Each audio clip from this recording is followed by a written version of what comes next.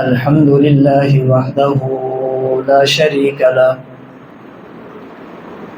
والصلاة والسلام على من لا نبي بعده، وعلى آله وأصحابه الذين أوفوا عهده. أما بعد فأعوذ بالله من الشيطان الرجيم. بسم الله الرحمن الرحيم. ومن يطع الله والرسول فأولئك مع الذين أنعم الله عليهم من النبيين والصديقين والشهداء والصالحين وحسن أولئك رفيقا. اللهم صل على محمد وعلى آل محمد كما صليت على إبراهيم وعلى آل إبراهيم إنك حميد مجيد.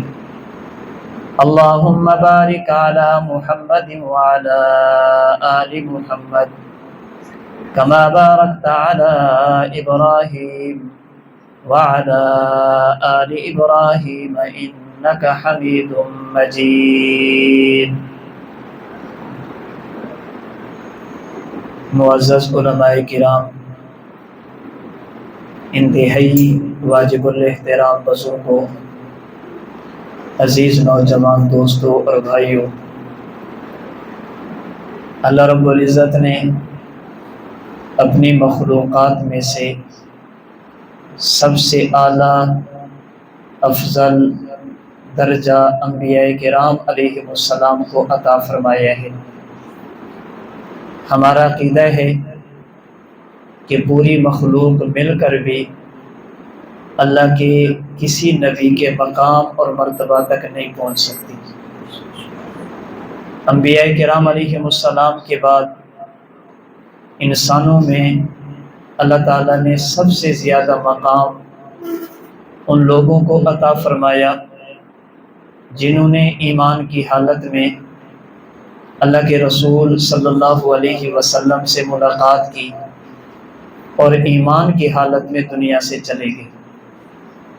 انبیاء کے بعد سب سے مقدس طبقہ اللہ کے نبی علیہ السلام سے براہ راست دین سیکھنے والوں کا ہے، جنہیں اللہ کے نبی کا شاگرد بھی کہا جاتا ہے، اللہ کے نبی کا مرید بھی کہا جاتا ہے، پیغمبر کا تربیت یافتہ بھی کہا جاتا ہے، اور شریعت کی زبان میں انہیں صحابی بھی کہا جاتا ہے۔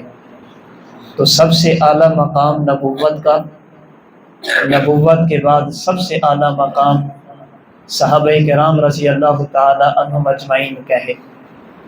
ہمارا عقیدہ ہے جس طرح غیر نبی سب اکٹھے ہو جائیں کسی نبی کی شان تک نہیں پہنچ سکتے، اسی طرح غیر صحابہ سارے کے سارے بھی اکٹھے ہو جائیں اللہ کے نبی کے کسی شاگرد اور کسی صحابی کے مقام تک نہیں پہنچ سکتے۔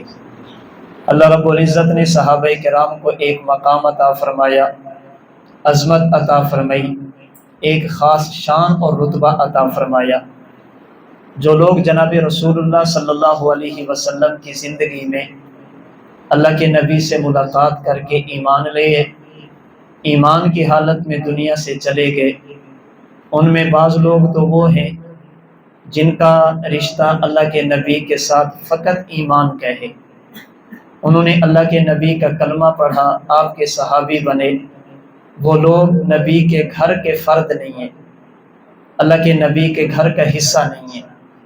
اور بعض لوگ وہ ہیں جنہوں نے ایمان کی حالت میں اللہ کے نبی کا کلمہ پڑھ کے نبی سے ملاقات بھی کی اور پیغمبر کے گھر کے فرد بھی بنے ہیں، اللہ کے نبی کے گھر کا حصہ بنے ہیں۔ وہ لوگ جو اللہ کے نبی کے گھر کا حصہ نہیں، نبی کے گھر کے فرد نہیں، انہیں شریعت کی زبان میں صحابہ کرام کہا جاتا ہے، اور وہ لوگ جو ایمان لانے کے بعد اللہ کے نبی کے گھر کے فرد بنے ہیں انہیں شریعت کی زبان میں اہل بیت کہا جاتا ہے۔ اس اہل بیت میں نبی کی ازواج بیویاں بھی ہیں، اللہ کے نبی کی اولاد بھی ہے، نبی کے نواسے بھی ہیں، اللہ کے نبی کی نواسیاں بھی ہیں، اللہ کے نبی کے داماد بھی ہیں۔ تو ہم ان دونوں طبقات کو مانتے ہیں۔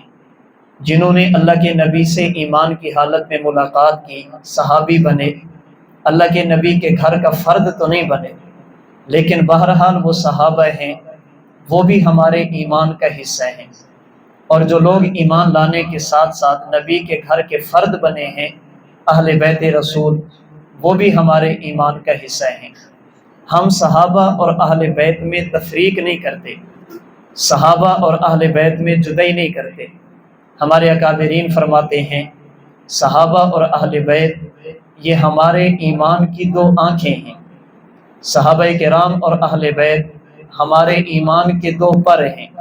جیسے دیکھنے کے لیے دو آنکھیں انسان کا حسن ہے، اسی طرح ایمان کا حسن صحابہ اور اہل بیت دونوں کو ماننا ہے۔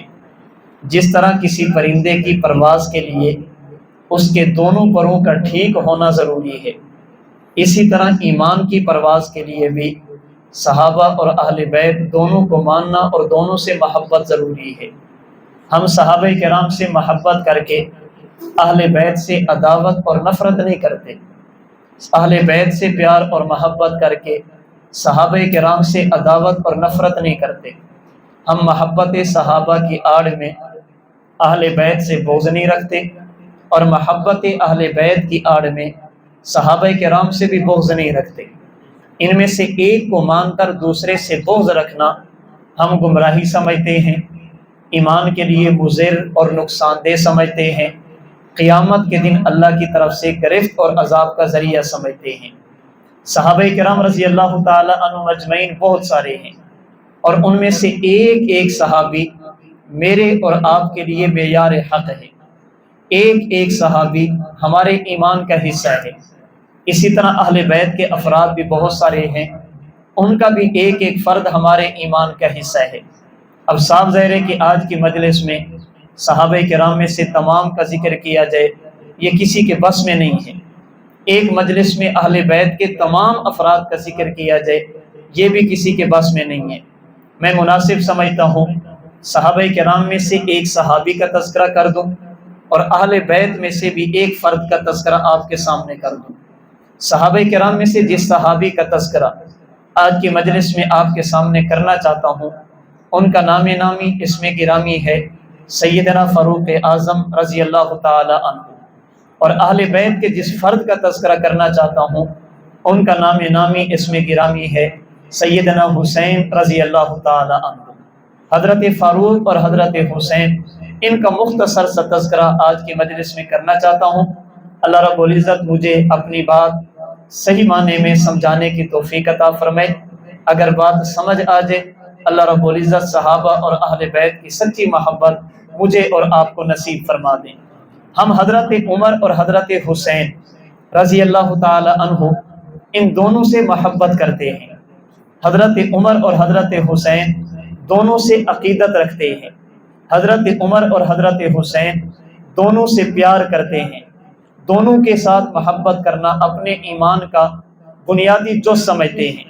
سوال یہ ہے ہم ان دونوں سے محبت کیوں کرتے ہیں؟ محبت کی وجہ کیا ہے؟ آئیے محبت کی چند وجوہات ان کو سمجھنے کی کوشش کریں۔ حضرت عمر اور حضرت حسین سے محبت کرنے کی پہلی وجہ یہ دو شخص وہ ہیں جنہیں جناب رسول اللہ صلی اللہ علیہ وسلم کا قرب حاصل ہے۔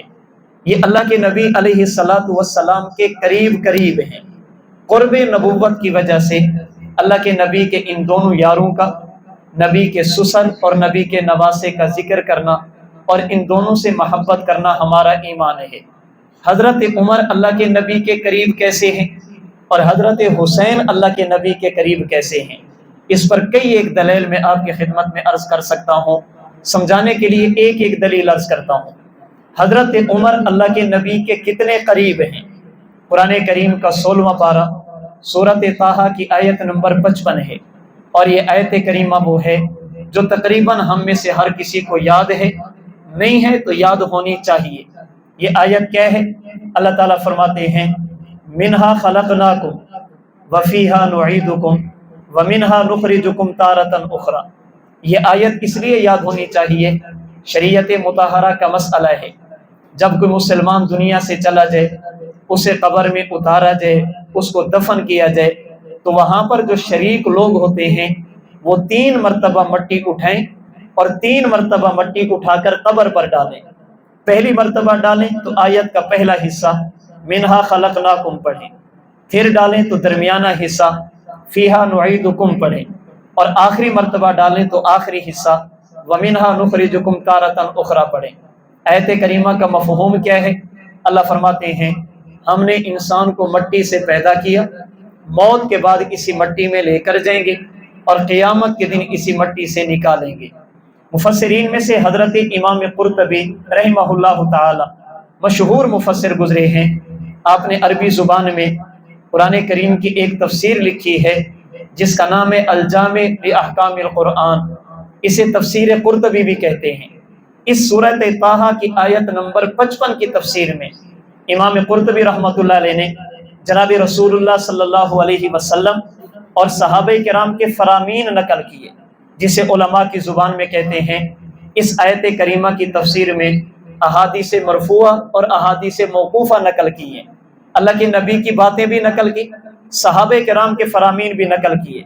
ان تمام روایات کا خلاصہ یہ ہے کہ کسی آدمی کو کس مٹی سے بنایا گیا، کس آدمی کے وجود میں کہاں کی مٹی ہے، اگر یہ دیکھنا ہو تو یہ دیکھا جائے کہ اس آدمی کی وفات کے بعد اس کی قبر کہاں پر بنی ہے۔ جس آدمی کی جہاں پر قبر بنتی ہے اسی جگہ کی مٹی انسان کے وجود میں شامل کی جاتی ہے۔ اللہ جس مٹی سے انسان کو بناتے ہیں موت کے بعد اسی جگہ پر انسان کی قبر بنتی ہے۔ سمجھانے کے لیے ایک حدیث مبارک مزید عرض کر دیتا ہوں۔ حضرت امام حیثمی رحمہ اللہ، آپ نے حدیث مبارک پر کتاب لکھی ہے جس کا نام ہے مجمع الزوائد، اس میں ایک حدیث مبارک نقل کی۔ سیدنا عبداللہ بن عمر رضی اللہ تعالی عنہما فرماتے ہیں ان حبشیا دفن بالمدینہ، ایک آدمی تھا جو حبشہ کا رہنے والا تھا، ہجرت کر کے مدینہ منورہ آیا، اللہ کے نبی کا کلمہ پڑھا، صحابی بنا، مدینہ میں وفات ہوئی اور مدینہ کے اندر ہی اس کی قبر بنی۔ پیدا حبشہ میں ہوا، دفن مدینہ میں ہوا۔ اللہ کے نبی کو بتایا گیا، نبی پاک علیہ الصلوۃ والسلام نے فرمایا دفن بالطینۃ التی خلق منها، یہ رہتا تو حبشہ میں تھا لیکن پیدا مدینہ کی مٹی سے کیا گیا تھا، اس لیے اس کی قبر مدینہ میں بنی۔ پتہ یہ چلا کہ جس آدمی کو جہاں کی مٹی سے بنایا جائے موت کے بعد اس آدمی کو اسی جگہ پر دفنایا جاتا ہے۔ اب آئیے حضرت عمر کا قرب نبوت دیکھیں، حضرت عمر اللہ کے نبی کے کتنے قریب ہیں۔ اس کے لیے دیکھا جائے اللہ کے نبی کی قبر کہاں پر ہے اور حضرت عمر کی قبر کہاں پر ہے۔ جہاں سے اللہ کے نبی کو بنایا گیا اسی جگہ پر اللہ کے نبی کو دفنایا گیا، تو جہاں سے عمر کو بنایا گیا اسی جگہ پر ہی عمر کو دفنایا گیا۔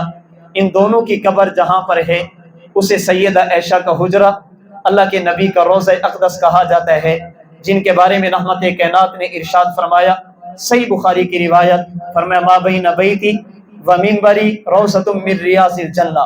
اس جگہ کو عام جگہ نہ سمجھنا، یہ جگہ جنت کے ٹکڑوں میں سے ایک ٹکڑا، جنت کے حصوں میں سے ایک حصہ ہے۔ اس کا معنی اللہ نے اپنے محبوب پیغمبر کو بنانے کے لیے جہاں سے مٹی اٹھوا کر نبی کو بنایا اسی کے قریب اللہ نے مٹی لے کر اپنے عمر بن خطاب کو بھی بنایا۔ جہاں کی مٹی اللہ کے نبی کے وجود اقدس میں شامل ہے وہاں کی مٹی بعینی ہی تو نہیں، البتہ اس کے قریب کی مٹی حضرت عمر بن خطاب کے وجود میں شامل تھی۔ اسی قرب نبوت کا نتیجہ ہے حضرت عمر اللہ کے نبی تو نہیں ہیں لیکن نبی کے صحابی ضرور ہیں۔ حضرت عمر اس کائنات میں سب سے افضل تو نہیں ہیں لیکن انبیاء کے بعد ابو بکر صدیق، ان کے بعد اس کائنات میں سب سے افضل ترین ضرور ہیں۔ حضرت عمر معصوم تو نہیں ہیں لیکن محفوظ ضرور ہیں۔ حضرت عمر رضی اللہ تعالی عنہ پر جبریل امین وحی تو نہیں لاتے تھے لیکن حضرت عمر کی تائید میں وحی ضرور لاتے تھے۔ حضرت عمر پر قرآن تو نازل نہیں کیا گیا لیکن حضرت عمر کی منشا پر، عمر بن خطاب کی چاہت پر اللہ نے جبریل امین کو کئی آیات دے کر بھیجا۔ حضرت عمر بن خطاب رضی اللہ تعالی عنہ قیامت کے دن سب سے پہلے تو جنت میں نہیں جائیں گے لیکن اللہ کے نبی کے ساتھ ساتھ ضرور جائیں گے۔ قیامت کے دن حوض کوثر کا جام عمر بن خطاب کے پاس تو نہیں ہوگا، لیکن اللہ کے نبی کا قرب ضرور ہوگا۔ حضرت عمر وہ سفارش تو نہیں کریں گے جو اللہ کے نبی کریں گے، البتہ شہید ہونے کی وجہ سے عمر بن خطاب کو بھی شفاعت کا حق دیا جائے گا۔ تو سیدنا فاروق اعظم رضی اللہ تعالی عنہ اللہ کے نبی کے قریب قریب رہتے ہیں۔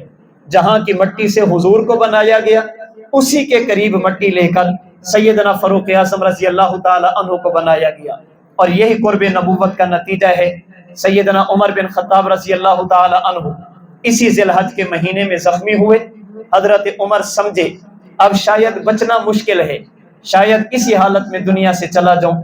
آپ نے اپنے بیٹے سیدنا عبداللہ بن عمر کو بھیجا، جائیے ام المؤمنین سیدہ عائشہ رضی اللہ تعالی عنہا کی خدمت میں، اور جا کر درخواست کیجئے کہ ابا جان عمر بن خطاب کی دنیا سے جانے کا وقت قریب ہے، ان کی چاہت یہ ہے، منشا یہ ہے، خواہش یہ ہے کہ میری قبر اللہ کے نبی اور سیدنا ابو بکر صدیق کی قبر کے ساتھ بنی جائے، میں آپ کے حجرے میں اللہ کے نبی کے روضے میں دفن ہونا چاہتا ہوں۔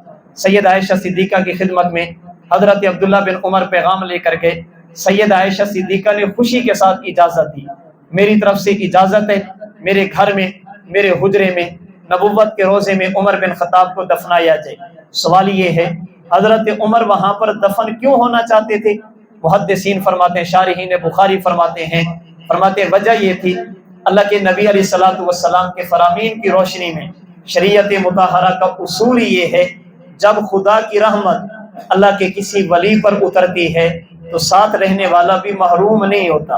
اللہ کی رحمت اور انوارات اور برکات جب خدا کے کسی برگزیدہ بندے پر نازل ہوتی ہے تو اس کی کچھ نہ کچھ ہوا، خوشبو ساتھ والوں کو بھی نصیب ہوتی ہے۔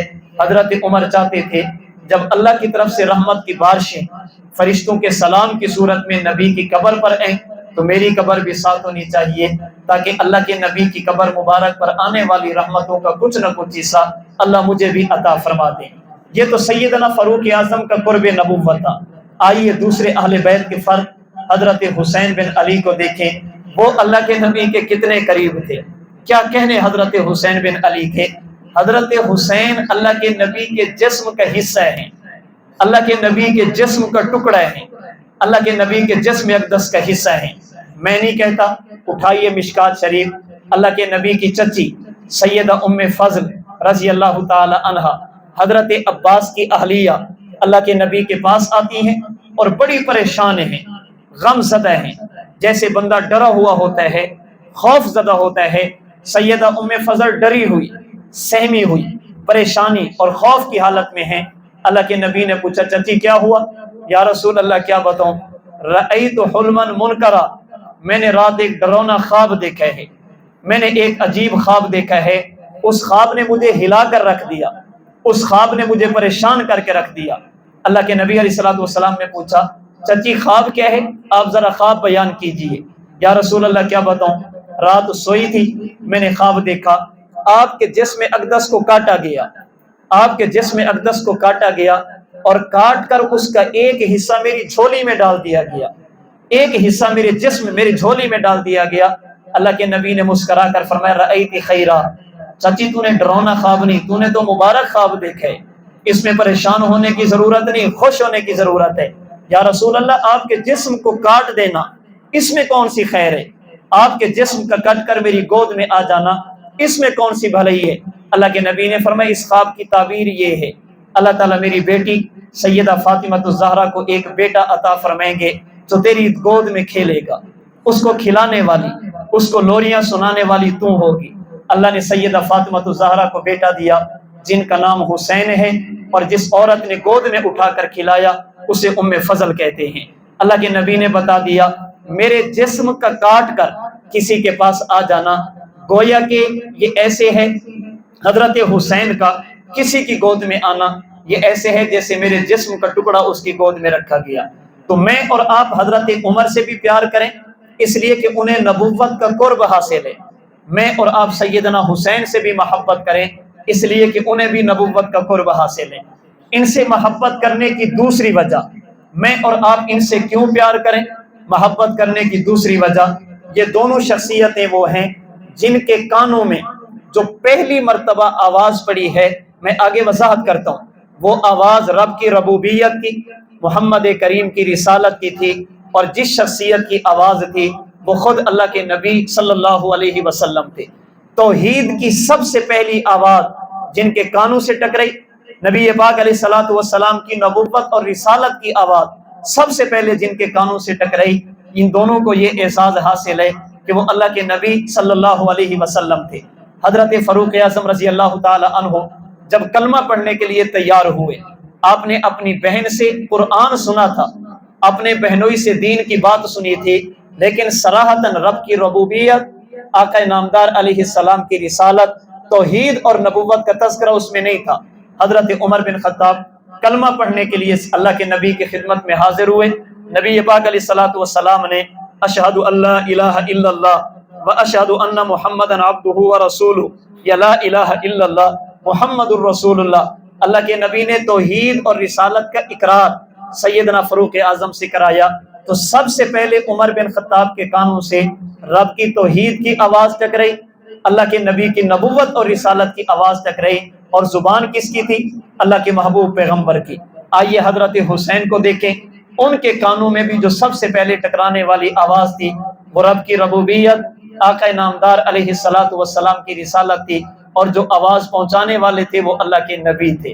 حضرت عمر کو سب سے پہلے کلمہ اللہ کے نبی نے پڑھایا، اور جب حضرت حسین پیدا ہوئے اللہ کے نبی تشریف لے گئے، آقا نے اپنے ہاتھوں میں اٹھایا، حضرت حسین کے کان میں اللہ کے نبی نے خود اذان دی ہے، اشہد ان لا الہ الا اللہ اشہد ان محمد الرسول اللہ۔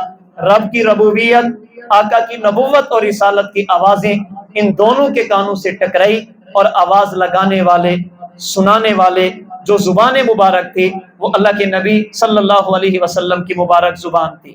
اس لیے بھی ہم ان دونوں سے پیار کرتے ہیں۔ حضرت عمر اور حضرت حسین سے محبت کرنے کی تیسری وجہ، یہ دونوں شخصیتیں وہ ہیں جنہیں اللہ کے نبی کے ساتھ ایک خاص نسبت حاصل ہے۔ اللہ کے نبی کا جھوٹا، اللہ کے نبی علیہ الصلوۃ والسلام کے جھوٹا پینے کا یا جھوٹا خواب، ان کو جھوٹا پینے کا خواب دیکھنے کا اعزاز ان دونوں کو حاصل ہے۔ اللہ کے نبی علیہ الصلوۃ والسلام نے فرمایا، رات میں نے خواب دیکھا، مجھے دودھ دیا گیا، میں نے وہ دودھ پیا، پھر اپنا جھوٹا میں نے حضرت عمر کو دیا، اور حضرت عمر بن خطاب نے ایمان کی حالت میں کلمہ پڑھتے ہوئے اللہ کا نام لے کر میرا بچا ہوا دودھ اپنے منہ سے لگایا اور بچا ہوا دودھ پیا۔ حضرت عمر بن خطاب کو یہ اعزاز حاصل ہے۔ صحابہ کرام نے پوچھا، یا رسول اللہ، اس خواب کی تعبیر کیا ہے؟ اس خواب کی تعبیر کیا؟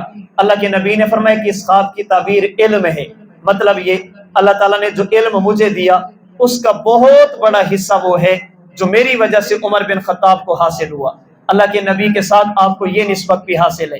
اور حضرت حسین کو اگر دیکھیں، حسین بن علی تو وہ ہیں جنہیں سب سے پہلے اللہ کے نبی نے اپنی زبان چوسائی، اپنا جھوٹا دیا، گھٹی اللہ کے نبی کے مبارک لعاب کی صورت میں ملی، تو جنہیں اللہ کے نبی کا جھوٹا پینا نصیب ہوا یا جن لوگوں کو اللہ کے نبی کا لعاب مبارک نصیب ہوا، ان میں حضرت عمر بھی ہیں، حضرت حسین بھی ہیں۔ اس لیے ہم ان دونوں سے محبت کرتے ہیں۔ ان دونوں سے محبت کرنے کی چوتھی وجہ، فاروق اور حسین سے میں اور آپ پیار کیوں کریں؟ محبت کرنے کی چوتھی وجہ، حضرت عمر وہ ہیں جو اللہ کے نبی کے صحابی ہیں، اور حضرت حسین بھی وہ ہیں جو اللہ کے نبی کے صحابی ہیں۔ دونوں نے ایمان کی حالت میں اللہ کے نبی سے ملاقات کی، قرآن اللہ کے نبی سے سنا، قرآن کریم اللہ کے نبی سے پڑھا، نمازیں اللہ کے نبی کے پیچھے پڑھی، دین اسلام کی تعلیمات اللہ کے نبی سے حاصل کی ہیں۔ انہوں نے براہ راست اللہ کے نبی سے فیض حاصل کیا، یہ براہ راست اللہ کے نبی کے شاگرد ہیں۔ اور سلام والی کے دوستو یاد رکھیے، میں نے شروع میں گزارش کی، نبوت کے بعد اس کائنات میں سب سے اعلیٰ مقام کا نام وہ صحابیت ہے۔ نبوت کے بعد سب سے اعلیٰ درجہ وہ اللہ کے نبی کے شاگردوں کا، صحابہ کرام رضی اللہ تعالی عنہم اجمعین کا ہے۔ صحابی ہونا کتنے بڑے اعزاز کی بات ہے، صحابی ہونا کتنا بڑا مقام ہے، میں اس کی تفصیل میں نہیں جاتا، صرف ایک بات سمجھانے کے لیے عرض کرتا ہوں، اس لیے کہ موجودہ دور میں تحقیق کے نام پر صحابہ کرام کی مقدس جماعت کو مشکوک بنانے کی کوشش کی گئی ہے، تحقیق کے نام پر صحابہ کرام کو مجروح کرنے کی کوشش کی گئی، تحقیق کے نام پر صحابہ کرام رضی اللہ تعالی عنہم اجمعین پر اعتراضات کیے گئے۔ مجھ سے پہلے حافظ سیف صاحب دامت برکاتہم العالیہ آپ کو بتا رہے تھے کہ حضرت استاد محترم متکلم اسلام مولانا محمد الیاس گمن دامت برکاتہم العالیہ نے جیسے رب کی توحید کے عقیدے کی اشاعت بھی کی، تحفظ بھی کیا، اللہ کے نبی کی نبوت اور ختم نبوت کے عقیدے کی اشاعت بھی کی، تحفظ بھی کیا، حضرت امام اعظم ابو حنیفہ محدثین اکابر علماء دیوبند ان کا مقام اور مرتبہ بتایا بھی ہے، آنے والے شبہات سوالات کے جوابات بھی دیے۔ اسی طرح صحابہ اور اہل بیت ان دونوں کا بھی حضرت استادی نے تحفظ بھی کیا، ان کے بارے میں صحیح عقائد بھی بتائے۔ حضرت ابو بکر صدیق، حضرت عمر بن خطاب، حضرت عثمان بن عفان، حضرت حسین بن علی، حضرت امیر معاویہ رضی اللہ تعالی عنہم اجمعین، یہ 5 صحابہ وہ ہیں جن کے بارے میں حضرت استادی کے تفصیلی اسباب اور کتابیں چھپ چکی ہیں۔ امہات المؤمنین ازواج مطہرات کے بارے میں ایک ایک کے حالات ان پر کتاب چھپ چکی ہے، اور امیر المؤمنین شیر خدا سیدنا علی المرتضیٰ رضی اللہ تعالی عنہ کی شخصیت کے حوالے سے کام جاری ہے۔ انشاءاللہ 21 رمضان المبارک سے پہلے اس پر بھی کتاب چھپ کر آئے گی۔ صحابہ کرام رضی اللہ تعالی عنہم اجمعین کی مقدس جماعت کو تحقیق کے نام پر، ریسرچ کے نام پر انہیں مشکوک اور مجروح کرنے کی کوشش کی گئی۔ آئیے صحابہ کرام کے مقام کے حوالے سے صرف ایک بات آپ کی خدمت میں عرض کرتا ہوں۔ آپ حضرات نے سنا ہوگا کہ ایک حدیث صحیح ہوتی ہے اور ایک حدیث ضعیف ہوتی ہے۔ حدیث مبارک کی اقسام میں ایک قسم صحیح کی ہے اور ایک قسم ضعیف کی ہے۔ صحیح حدیث کسے کہتے ہیں؟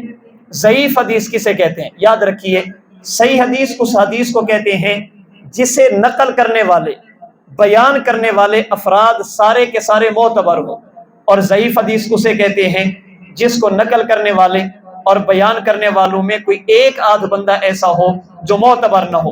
اسے علماء کی زبان میں کہتے ہیں اگر حدیث کی سند ٹھیک ہو تو صحت کا حکم لگتا ہے، اور اگر حدیث کی سند ضعیف ہو تو اس کے حکم ضعیف ہونے کا لگتا ہے۔ اگر نقل کرنے والے راوی، نقل کرنے والے افراد یہ قابل اعتبار ہوں، کہہ دیتے ہیں کہ حدیث صحیح ہے، اور اگر نقل کرنے والے افراد ایسے ہوں کہ ان میں ایک آدھ بندہ ناقابل اعتبار نکل آیا تو کہہ دیتے ہیں حدیث ضعیف ہے۔ سمجھانے کے لیے مثال عرض کرتا ہوں۔ حدیث مبارک میں 2 چیزیں ہوتی ہیں، ایک اللہ کے نبی کا فرمان، ایک اس فرمان کو نقل کرنے والے افراد۔ اگر یہ افراد ٹھیک ہیں اس کا معنی نبی کا فرمان ثابت ہے، اور اگر یہ نقل کرنے والے افراد ٹھیک نہیں اس کا معنی ان سے غلطی ہوئی ہے۔ مثال کے طور پر حضرت امام بخاری رحمہ اللہ نے صحیح بخاری کتاب لکھی ہے۔ آپ نے اس کتاب میں 9000 سے زائد روایات لکھی ہیں۔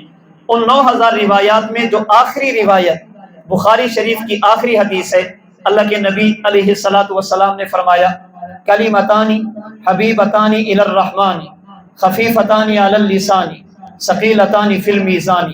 فرمایا کہ لوگوں، 2 جملے ایسے ہیں جو اللہ کو بہت پسند ہیں، 2 جملے ایسے ہیں انہیں پڑھنا مشکل نہیں ہے، 2 جملے ایسے ہیں قیامت کے دن ان کا وزن بہت ہوگا۔ وہ جملے کیا ہیں؟ فرمایا سبحان اللہ و بحمدہ سبحان اللہ العظیم۔ یہ جملے اللہ کو پسند بھی ہیں، آسان بھی ہیں، قیامت کے دن وزنی بھی ہوں گے۔ امام بخاری نے یہاں پر بخاری شریف کو ختم کر دیا۔ یہ تو اللہ کے نبی کا فرمان ہے۔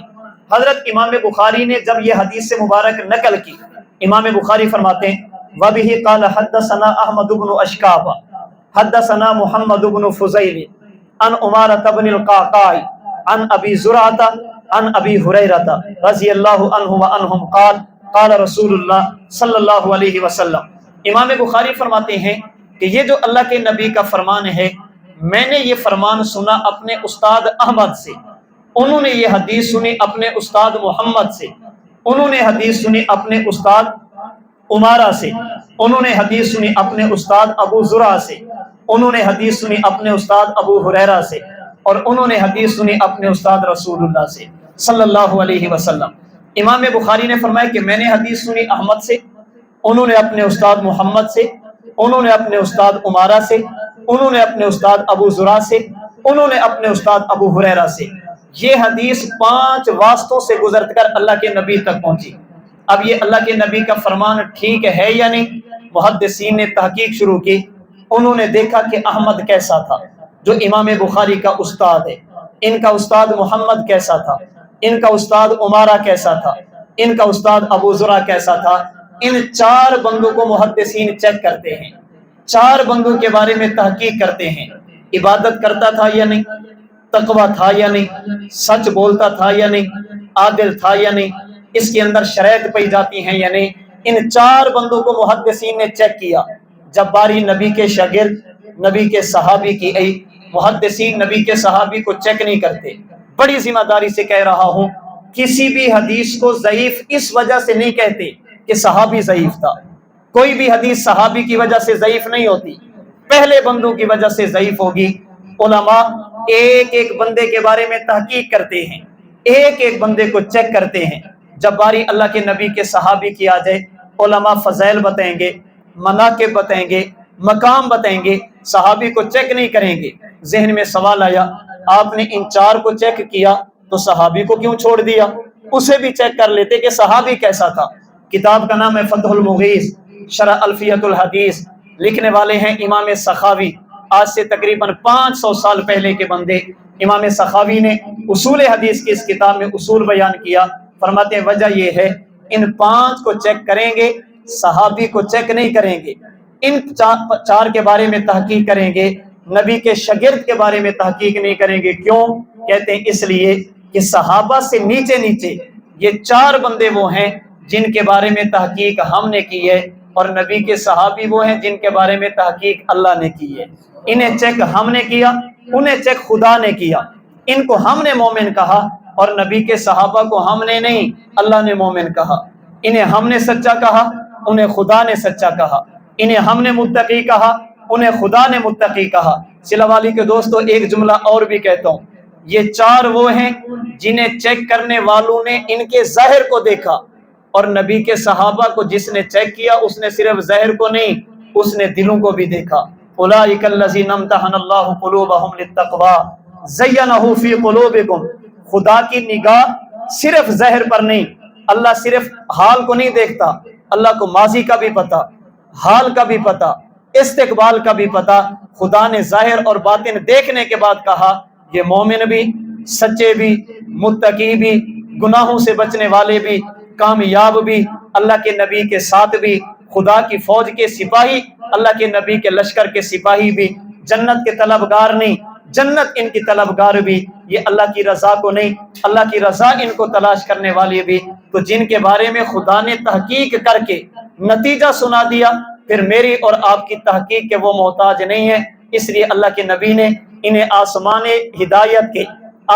ہدایت کے روشن ستارے کہا۔ جیسے کوئی آدمی ستاروں پر تنقید کرے، ستاروں کا کچھ نہیں بگڑتا، اس کا تھوک اسی کے منہ پر آئے گا۔ صحابی پر تنقید کرنے والے کی بھی اپنی کچھ حیثیت نہیں، وہ بچتا بھی نہیں ہے۔ تو اللہ کے نبی علیہ الصلوۃ والسلام کا صحابی ہونا اتنے بڑے اعزاز کی بات ہے کہ محدثین کے قلم کا رخ بدل جاتا ہے، تحقیق کا رخ بدل جاتا ہے فضائل اور مناقب کی طرف۔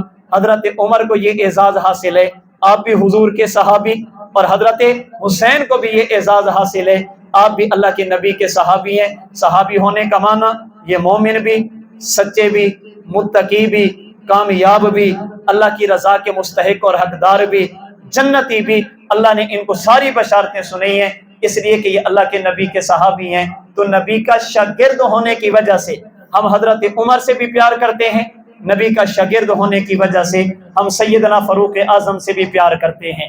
حضرت عمر اور حضرت حسین سے محبت کرنے کی 5ویں وجہ، صحابہ کرام رضی اللہ تعالی عنہم اجمعین میں بعض صحابہ تو وہ ہیں جنہوں نے اللہ کے نبی کا کلمہ پڑھا، نبی کے صحابی بنے، لیکن ان کا نبوت کے ساتھ رشتہ نہیں ہے، نبی کے ساتھ رشتہ داری نہیں ہے، ان کا صرف ایک رشتہ ہے ایمان والا۔ اور بعض صحابہ وہ ہیں جو اللہ کے نبی کا کلمہ پڑھ کر مسلمان بھی بنے، اور اگر بات رشتہ داری کی جائے وہ اللہ کے نبی کے رشتہ دار بھی ہیں، خاندانی اعتبار سے، حسب اور نسب کے اعتبار سے، سسرالی اور دمادی حیثیت سے نبی کے ساتھ ان کی رشتہ داری بھی ہے۔ اور یاد رکھنا، کسی بھی نبی کے ساتھ اصل رشتہ خون کا نہیں ہے، برادری کا نہیں، کسی بھی نبی کے ساتھ اصل رشتہ ایمان کا ہے۔ اگر ایمان ہے، نبی کا رشتہ دار نہیں، کامیاب ہے، اور اگر نبی کا رشتہ دار ہے، ایمان نہیں، وہ نبی کے گھر میں پیدا ہو یا نبی اس کے گھر میں پیدا ہو، وہ نبی کے گھر میں آ جائے، وہ تب بھی کامیاب نہیں ہو سکتی۔ قرآن کریم اس پر موجود ہے۔ حضرت نوح اللہ کے نبی ہیں، بیوی نے کلمہ نہیں پڑھا۔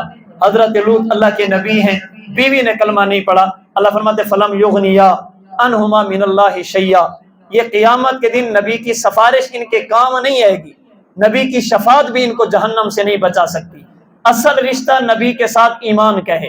اگر کوئی آدمی نبی کے گھر کا فرد نہیں، نبی کے ساتھ حسب اور نسب کا رشتہ نہیں، اللہ کے نبی کے خاندان کا حصہ نہیں، برادری کا حصہ نہیں، البتہ نبی کا کلمہ پڑھ لیا، اللہ کے نبی پر ایمان لے آیا، وہ اگرچہ آزاد نہ ہو، غلام ہو، مالدار نہ ہو، غریب ہو، اپنے بھی جسم کا مالک نہ ہو، ظاہری طور پر ظاہری شکل و صورت بھی اچھی نہ ہو، اگر نبی کا کلمہ پڑھ لے، صحیح بخاری کی روایت کے مطابق یہ چلتا تو زمین پر ہے، اللہ اس کے قدموں کی آواز کو جنت میں سنا دیتے ہیں، اس لیے کہ نبی کے ساتھ ایمان کا رشتہ ہے۔ ہاں اگر ایمان کے ساتھ ساتھ رشتہ داری بھی مل جائے، ایمان کے ساتھ ساتھ برادری بھی مل جائے تو نور علی نور، سونے پر سہاگا، یہ دوہری فضیلت ہو جائے گی کہ یہ نبی کا صحابی بھی ہے، اللہ کے نبی کا رشتہ دار بھی ہے۔ حضرت عمر اور حضرت حسین سے ہم اس لیے بھی محبت کرتے ہیں کہ یہ نبی پر ایمان لا کے نبی کے صحابی بھی بنے، اور اگر بات رشتہ داری کی جائے، حضرت عمر بھی اللہ کے نبی کے رشتہ دار ہیں اور حضرت حسین بھی اللہ کے نبی کے رشتہ دار ہیں، دونوں اللہ کے نبی کے رشتہ دار ہیں۔ حضرت عمر کی نبی سے رشتہ داری کیا ہے؟ توجہ رکھیے، حضرت عمر کے نبی کے ساتھ رشتہ داری کیا؟ اللہ کے نبی کا حسب نامہ پڑھیے، اللہ کے نبی کا نسب نامہ پڑھیے۔ نبی پاک علیہ الصلوۃ والسلام محمد بن عبداللہ بن عبد المطلب بن ہاشم، چلتے جائیں۔ نبی پاک علیہ الصلوۃ والسلام کے سلسلہ نسب میں ایک شخص آتا ہے، اس کا نام ہے کعب۔ اللہ کے نبی کے سلسلہ نسب میں ایک شخص آتا ہے، اس کا نام ہے کعب۔ اس کعب کے ایک بیٹے کا نام ہے مرہ، کعب کے ایک بیٹے کا نام ہے عدی۔ اللہ کے نبی کے سلسلہ نسب میں جو کعب ہے، ان کے ایک بیٹے کا نام مرہ، ایک بیٹے کا نام عدی۔ مرہ کی نسل چلی، اللہ کے نبی پیدا ہوئے، اور عدی کی نسل چلی تو حضرت عمر بن خطاب پیدا ہوئے۔ گویا کہ رشتہ داری کے اعتبار سے کعب پر جا کر اللہ کے نبی اور حضرت عمر ایک ہو جاتے ہیں، اس لیے اللہ کے نبی بھی قریشی ہیں، حضرت عمر بھی قریشی ہیں، اس لیے کہ کعب پر جا کر دونوں کا سلسلہ نسب مل جاتا ہے۔ یہ عمر کی ایک رشتہ داری۔ دوسری رشتہ داری، اللہ کے نبی نے حضرت عمر سے بیٹی لی ہے، عمر بن خطاب نے اپنی بیٹی حفصہ اللہ کے نبی کے نکاح میں دی ہے، حضرت عمر نبی کے سسر بنے، اللہ کے نبی حضرت عمر کے داماد بنے۔ یہ عمر بن خطاب کی دوسری رشتہ داری۔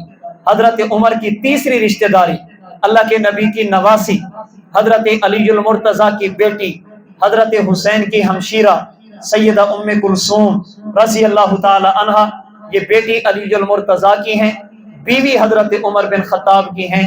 حضرت عمر وہ ہیں جن کو نبوت کے ساتھ 3 رشتہ داریاں حاصل ہیں۔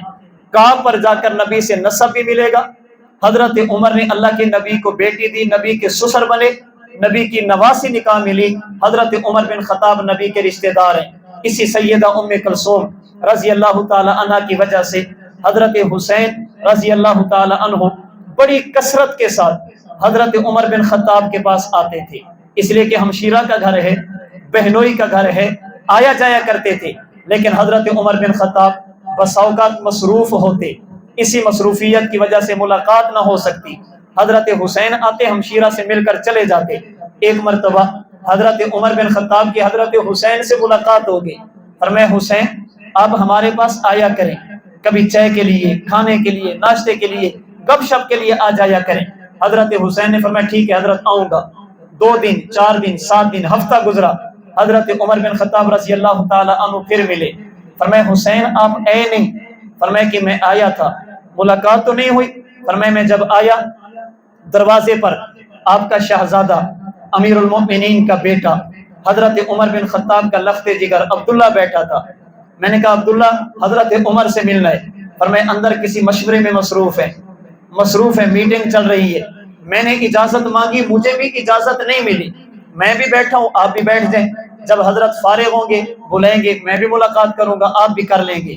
میرے پاس وقت نہیں تھا تو میں واپس چلا گیا۔ حضرت حسین رضی اللہ تعالی عنہ کی یہ بات سن کر حضرت عمر کی آنکھوں میں آنسو آ گئے۔ فرمانے لگے حسین آپ نے اپنے آپ کو عبداللہ جیسا کب سمجھ لیا؟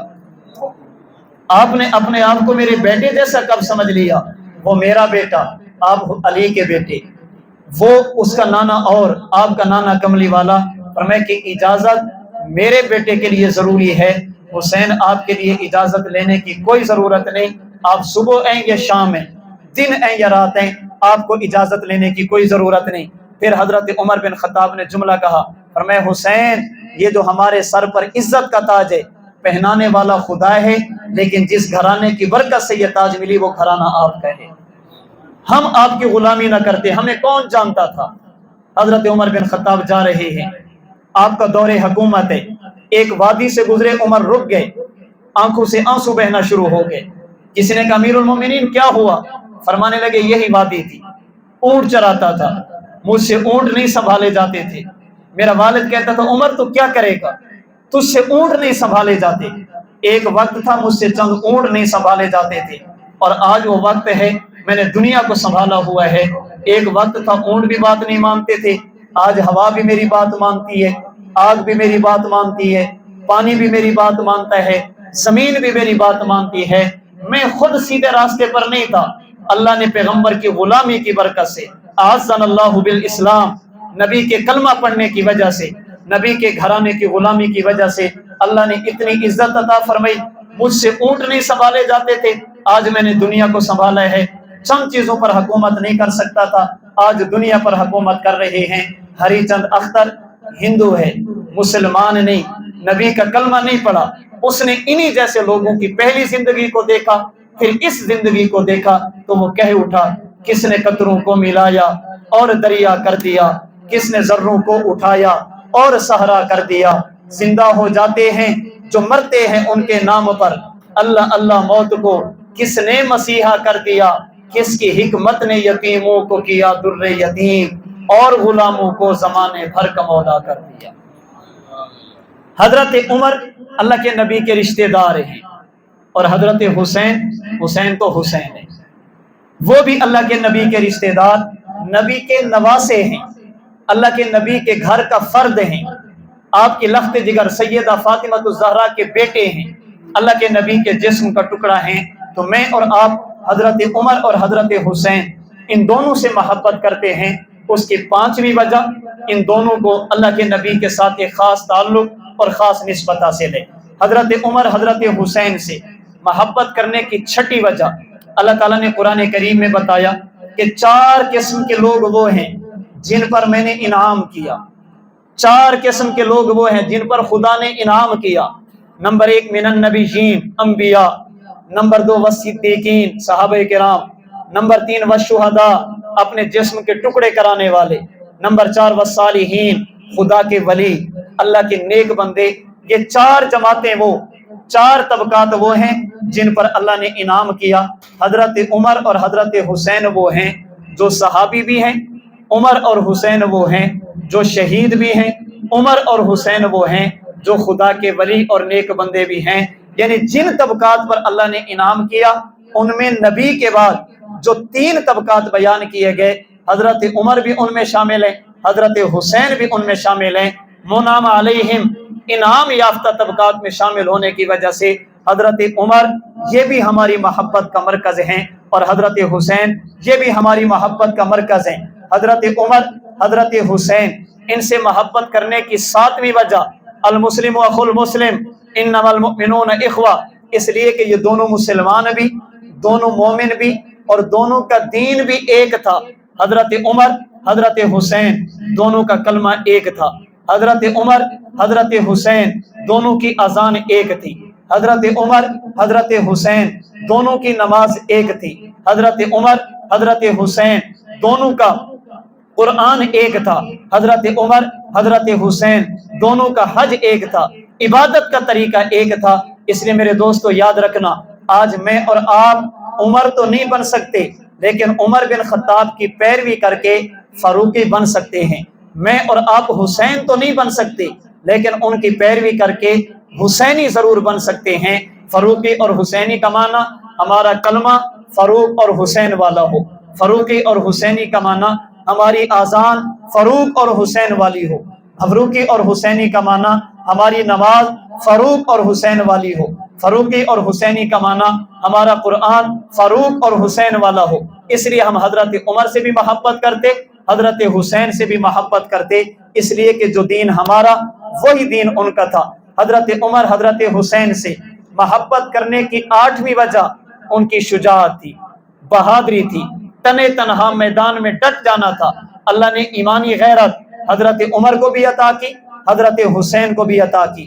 حضرت عمر بھی بہادر تھے، حضرت حسین بھی بہادر تھے۔ امام ابن عساکر نے تاریخ دمشق میں لکھا، شیر خدا سیدنا علی المرتضیٰ فرماتے، لوگوں عمر کا کلمہ پڑھنا اسلام کی فتح تھی، عمر کا ہجرت کرنا اسلام کی نصرت تھی، اور عمر بن خطاب کی شہادت یہ اسلام کی عزت کا ذریعہ تھی۔ حضرت عمر بن خطاب کی ہجرت اسلام کی نصرت کیسے بنی؟ حضرت عمر کی شجاعت دیکھیں۔ حضرت علی المرتضیٰ کا فرمان تاریخ ابن عساکر سے پڑھنے لگا ہوں۔ امام ابن عساکر نے لکھا، حضرت علی المرتضیٰ نے فرمایا، اللہ نے اپنے نبی کو ہجرت کا حکم دیا، مکہ چھوڑ دیجئے، مدینہ کی طرف جائیے، لیکن مدینہ جانے سے پہلے اپنے صحابہ کو بھیجیں۔ اللہ کے نبی نے اعلان کیا، جس بندے کو جب موقع ملے اپنا گھر چھوڑے، اپنے بیوی بچے چھوڑے، اہل و عیال چھوڑے، خاندان اور برادری چھوڑے، جو کچھ لے سکتا ہے لے جائے، وگرنہ مدینہ کی طرف ہجرت کرے۔ حضرت علی المرتضیٰ فرماتے ہیں، کوئی دن کے اجالے میں جاتا، کوئی رات کی تاریکی میں جاتا، کوئی کس طرح جا رہے، کوئی کس طرح جا رہے۔ فرماتے جب حضرت عمر کی ہجرت کا وقت آیا، حضرت عمر بن خطاب جانے لگے، عمر بن خطاب نے تلوار لی، آپ نے تلوار یہاں کندھے پہ لٹکئی، پھر آپ بیت اللہ کی حدود میں پہنچے، وہاں پر جا کر اطمینان کے ساتھ، سکون کے ساتھ آپ نے بیت اللہ کا طواف کیا۔ طواف کرنے کے بعد آپ مقام ابراہیم کے پاس ہے، وہاں پر آ کر آپ نے اطمینان کے ساتھ نفل پڑھے، پھر آپ نے مشرکین کو آواز لگئی، فلاں کدھر، فلاں کدھر، فلاں کدھر، ایک ایک بندے کا نام لیا، جس کا نام لیتے گئے وہ آتا گیا۔ حضرت عمر بن خطاب کے سامنے مکہ کے مشرکین کا ہجوم لگ گیا، فرمانے لگے، مکہ والو تمہیں جمع اس لیے کیا ہے، تمہیں بتانا تھا کہ آج خطاب کا بیٹا مکہ سے مدینہ جانے لگے ہے، آج خطاب کا بیٹا عمر ہجرت کرنے لگا ہے، جا اس لیے رہا ہوں میرے نبی نے کہا، اور تمہیں اس لیے بتا رہا ہوں تاکہ بعد میں یہ نہ کہو کہ ڈر گیا ہے، تمہیں اس لیے بتا کر جا رہا ہوں، میرے جانے کے بعد باتیں نہ کرنا، تمہارے ڈر کی وجہ سے نہیں، اپنے نبی کے فرمان کی وجہ سے جا رہا ہوں، تمہیں بتا کر جا رہا ہوں۔ اگر کسی بندے کو شوق ہو میرا راستہ روکنے کا، کسی کو شوق ہو مجھے روکنے کا، میں حرم سے باہر نکلتا ہوں، فلاں جگہ پر آ جائے۔ اللہ کے نبی کے صحابی حضرت علی نے جملے کہے، فرمایا عمر نے کہا تھا، اگر کسی کو شوق ہو اپنی ماؤں کو رلانے کا، کسی کو شوق ہو بیوی کو بیوہ کرانے کا، اپنے بچوں کو یتیم کرانے کا، عمر کا راستہ روک کر دکھائے۔ حضرت علی فرماتے عمر ڈانٹ کر، عمر بن خطاب یوں تھاڑ کر شجاعت اور بہادری کا مظاہرہ کر کے گیا، لیکن مشرکین میں سے ایک کو بھی ہمت نہ ہوئی حضرت عمر کا راستہ روکتے۔ عمر بن خطاب تنے تنہا یوں ڈٹ جانے والے تھے، اور جب حضرت حسین کو دیکھیں آپ کی شجاعت کے بھی کیا کہنے۔ میدان کربلا میں حسین تنہا ڈٹ گئے، کوئی ساتھ نہیں تھا، آپ اکیلے کھڑے ہو گئے، عورتیں اور بچے تھے، آپ نے کسی کی پرواہ نہیں کی۔ جس طرح حضرت عمر شجاع دین کے بارے میں بہادر تھے، حسین بھی شجاع اور بہادر تھے۔ اسی شجاعت اور بہادری کی وجہ سے ہم حضرت عمر سے بھی محبت کرتے، حضرت حسین سے بھی محبت کرتے۔ حضرت عمر حضرت حسین سے محبت کرنے کی نامی وجہ یہ دونوں وہ ہیں جنہوں نے اللہ کے نبی کی خواہش کو مکمل کیا، نبوت کی خواہش تھی، ان دونوں نے مکمل کیا۔ میں بڑا مختصر جملہ کہنے لگا ہوں، حضرت عمر نے، حضرت حسین نے اللہ کے نبی کی خواہشات کی تکمیل کی۔ اللہ کے نبی کی ایک خواہش یہ تھی، اللہ آپ نے دین مجھے دیا یہ دنیا میں پھیل جائے، جس نے پھیلایا اسے عمر کہتے ہیں۔ اللہ کے نبی کی خواہش یہ تھی، اللہ میرے جسم کے ٹکڑے کر دیے جائیں، جس نے اپنے جسم کے ٹکڑے کروائے اسے حسین ابن علی کہتے ہیں۔ نبی کی تمنا دین کے پھیلنے کی تھی۔ حضرت عمر بھی شہید ہیں، لیکن آپ کی شہرت، حضرت عمر کی جو شہرت ہے وہ اقتدار اور حکومت کے اعتبار سے ہے، اور حضرت حسین کی جو شہرت ہے وہ شہادت کے اعتبار سے ہے۔ اللہ کے نبی کی خواہش تھی دین دنیا میں پھیلے، جس نے دنیا کے کونے کونے تک رب کا دین پھیلایا۔ اسے فاروق کہتے ہیں، اور جس نے اپنے جسم کو ٹکڑے کرایا اسے حسین کہتے ہیں۔ تو جو نبی کی خواہش کی تکمیل کرے، میں اور آپ اس سے محبت کیوں نہ کریں؟ حضرت عمر حضرت حسین سے محبت کی 10ویں وجہ اور میری گفتگو کی آخری وجہ، عمر بھی وہ ہیں جو جنتیوں کے سردار ہیں، حسین بھی وہ ہیں جو جنتیوں کے سردار ہیں۔ اللہ نے دونوں کو جنت کا سردار بنایا۔ اللہ کے نبی نے فرمایا الحسن والحسین سیدہ شباب اہل الجنہ۔ اللہ کے نبی نے فرمایا ابو بکر اور عمر سیدہ کہول اہل الجنہ۔ فرمایا لوگوں، جو لوگ دنیا سے جوانی کی حالت میں جائیں گے ان کے سردار قیامت کے دن حسن و حسین ہوں گے، اور جو آدمی بڑھاپے کی حالت میں جائیں گے ان کے سردار ابو بکر اور عمر ہوں گے۔ یہ میں نے سوال کا جواب دے دیا۔ ان دنوں ایک پروپیگنڈا چل رہے، کہتے ابو بکر اور عمر جنتی بوڑھوں کے سردار ہوں گے، جنت میں تو کوئی بوڑھا ہی نہیں ہوگا، سب جوان ہوں گے، تو یہ کن کے سردار ہوں گے؟ میں نے حدیث کا مطلب بتا دیا، جو لوگ بچپن یا جوانی کی حالت میں دنیا سے جائیں گے ان کے سردار حسنین کریمین ہوں گے، اور وہ لوگ جو دنیا میں بوڑھے تھے قیامت کے دن تو بوڑھے نہیں ہوں گے، دنیا میں بڑھاپے کی حالت میں جائیں گے ان کے سردار سیدنا ابو بکر سیدنا عمر بن خطاب ہوں گے۔ میں نے اور آپ نے جنت میں جانا ہے یا جوانی کی حالت میں جنت میں جائیں گے یا دنیا میں بڑھاپے کی حالت میں جائیں گے؟ چونکہ یہ دونوں حالتیں ہیں، اس لیے میری اور آپ کی ضرورت ہے ہم عمر سے بھی پیار کریں، حسین سے بھی پیار کریں۔ صحابہ میرے ایمان کا حصہ، اہل بیت میرے ایمان کا حصہ، صحابہ میرے ایمان کی ایک آنکھ، اہل بیت میرے ایمان کی دوسری آنکھ، صحابہ میرے ایمان کا ایک پر، اہل بیت میرے ایمان کا دوسرا پر۔ ہم محبت صحابہ کرتے ہوئے اہل بیت سے نفرت نہیں، اہل بیت سے پیار کرتے ہوئے صحابہ سے نفرت نہیں۔ میں نے صحابہ اور اہل بیت میں سے ایک ایک شخصیت کا تذکرہ آپ کے سامنے کیا، صحابہ میں سے عمر، اہل بیت میں سے حضرت حسین۔ ہم ان سے محبت کیوں کریں؟ ان سے محبت کرنے کی پہلی وجہ انہیں اللہ کے نبی کا قرب حاصل ہے۔ ان سے محبت کیوں کریں؟ اس لیے کہ توحید اور رسالت کی آواز ان کے کانوں میں نبوت کی پڑی ہے۔ ان سے محبت کیوں کریں؟ تیسری وجہ، انہیں اللہ کے نبی کا جھوٹا یا نبی کا لعاب چوسنا نصیب ہوا۔ ان سے محبت کیوں کریں؟ اس لیے کہ دونوں نبی کے صحابی۔ محبت کیوں کریں؟ اس لیے کہ دونوں اللہ کے نبی کے رشتہ دار۔ محبت کیوں کریں؟ اس لیے کہ انعام یافتہ طبقات میں شامل۔ محبت کیوں کریں؟ اس لیے کہ دونوں کا دین، دونوں کا کلمہ، دونوں کی اذان، نماز اور قرآن ایک تھا۔ محبت کیوں کریں؟ اس لیے کہ دونوں شجاع اور بہادر تھے۔ محبت کیوں کریں؟ اس لیے کہ نبی کی خواہش کو پورا کیا۔ ان دونوں سے محبت کیوں کریں؟ اس لیے کہ یہ دونوں جنتی جوانوں کے اور بوڑھوں کے سردار ہوں گے۔ ان 10 وجوہ کی بنیاد پر محبت فاروق بھی ہمارا ایمان ہے، محبت حسین بھی ہمارا ایمان ہے، حضرت عمر بھی ہمارے لیے ایمان کا حصہ ہیں، حضرت حسین بھی ہمارے لیے ایمان کا حصہ ہیں۔ دونوں کا اپنا اپنا مقام ہے، دونوں کا اپنی اپنی شان ہے۔ ہم دونوں کو مانتے ہیں، جو عمر کو نہ مانے ہمارا ان سے بھی کوئی تعلق نہیں، اور جو حسین کو نہ مانے ہمارا ان سے بھی کوئی تعلق نہیں۔ علی کے لال محمد کے چین زندہ باد، سلام تجھ پر شہ مشرقین زندہ باد۔ یزید آتے رہیں گے ہر ایک زمانے میں، اور زمانہ کہتا رہے گا حسین زندہ باد۔ اللہ ہم سب کو محبت اہل بیت، محبت صحابہ نصیب فرمائے۔ وآخر دعوانا ان الحمد للہ رب العالمین۔